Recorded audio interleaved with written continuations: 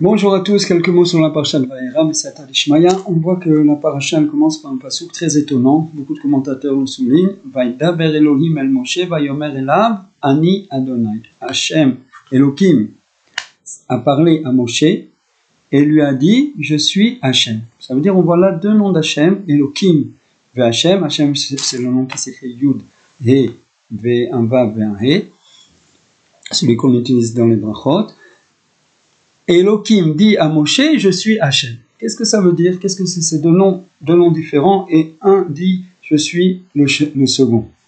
Donc, Rabbi Nathan, il utilise ce passage comme une illustration de quelque chose d'assez profond et qui nous touche à peu près tous.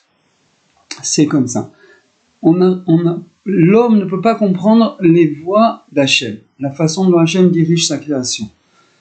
Les sages ont rapporté que on trouve 4 sortes de personnes dans le monde. Les tzadikim, c'est ceux qui se comportent selon les voies d'Hachem, qui respectent les commandements comme il se doit. Et pourtant, les tzadikim, il y a 2 catégories. Les tzadikim qui ont une bonne vie et les tzadikim qui ont une vie difficile. Tzadik vetovlo, tzadik veralo. La même chose chez les rechaim, chez ceux qui ne respectent pas les commandements d'Hachem. Il y a le racha vetovlo. Il ne respecte pas les commandements d'Hachem, il ne se comporte pas comme il devrait. Et pourtant, il a une bonne vie. Et à l'inverse, il y a le rachat viralo. Donc les quatre possibilités existent dans le monde en parallèle. Ça ne devrait pas être comme ça devrait être tout simplement le tzadik tovlo, celui qui respecte les voies d'Hachem, qui se conduit comme il doit se conduire, il avance, il progresse, il a une bonne vie. Et celui qui ne fait pas ça, il a une vie difficile, puisque lui-même il se crée sans arrêt des obstacles à sa propre évolution.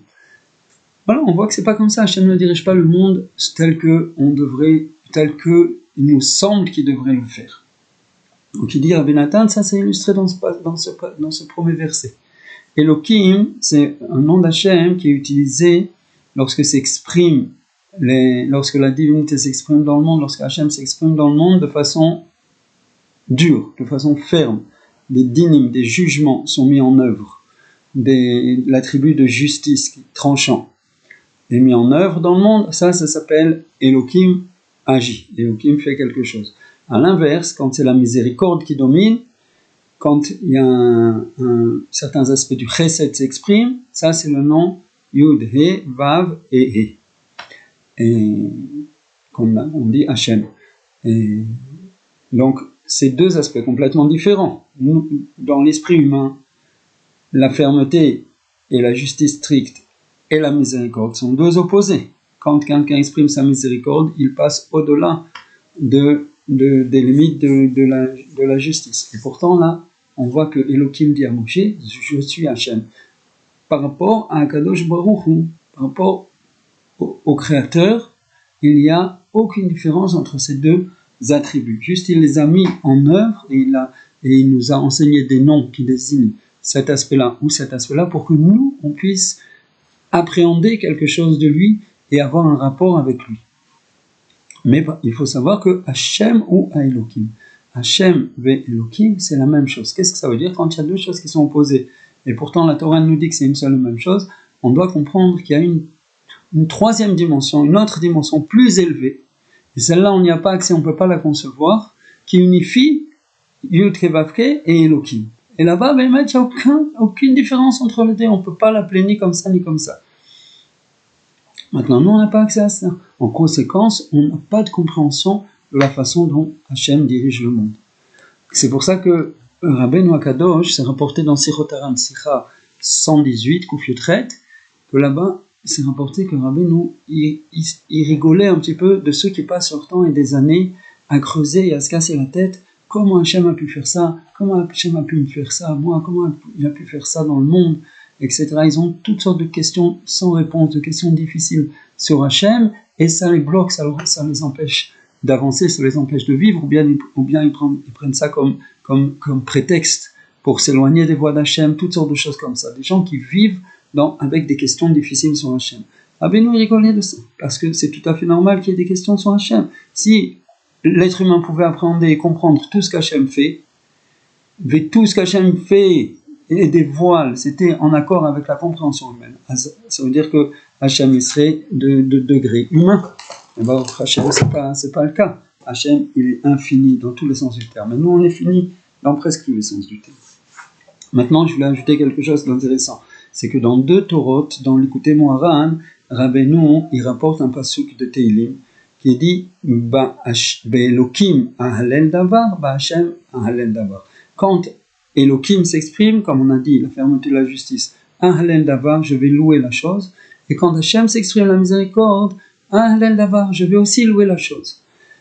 Rabbeinu dit dans Torah Dalet à ce propos que quand un homme il arrive à vivre tout ce qui lui arrive, tout ce qui se passe dans sa vie, les choses bonnes, les choses difficiles, de la même façon, et à bénir Hashem de la même façon, dans ces deux cas de figure qui se passent en permanence dans nos vies, qui s'alternent, alors cet homme-là, il vit déjà un degré qui s'appelle comme le degré du monde à venir.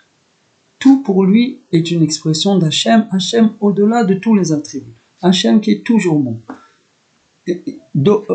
De façon similaire dans l'enseignement 33, il commence Rabbeinu à nous dire que quand on a le shalom, quand on a la paix intérieure, la paix absolue, alors on arrive aussi à ce degré de Ba'Hashem, Ba'Elokim Ahalel Davar, Ba'Hashem Ahalel Davar, et pour arriver à ça, pour accéder à ça, on nous dévoile là-bas que ça se fait à travers la Torah, l'étude et la connaissance de la Torah et la mise en œuvre de la Torah et l'attachement aux tzadikim. Donc en fait, il y a ce qui ressort, c'est que en termes de compréhension, de conception, on ne peut pas comprendre et concevoir le comportement d'Hachem. On ne peut sûrement pas l'anticiper, et même ce qui a eu lieu, on ne peut pas le comprendre.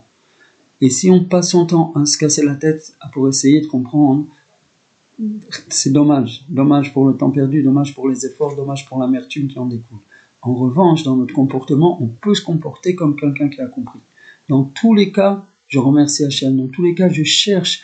C'est un degré très élevé, on ne l'a pas forcément, il ne faut pas se mentir à soi-même.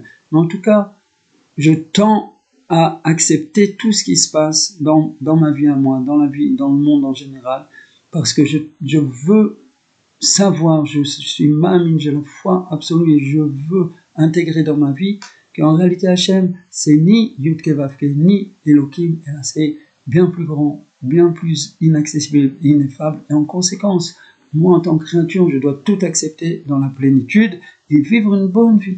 Donc, au niveau de mon comportement, je peux, oui, vivre avec Elokim dit qu'il est Yud Kei Vav Kei. Juste au niveau de la compréhension, je ne peux pas.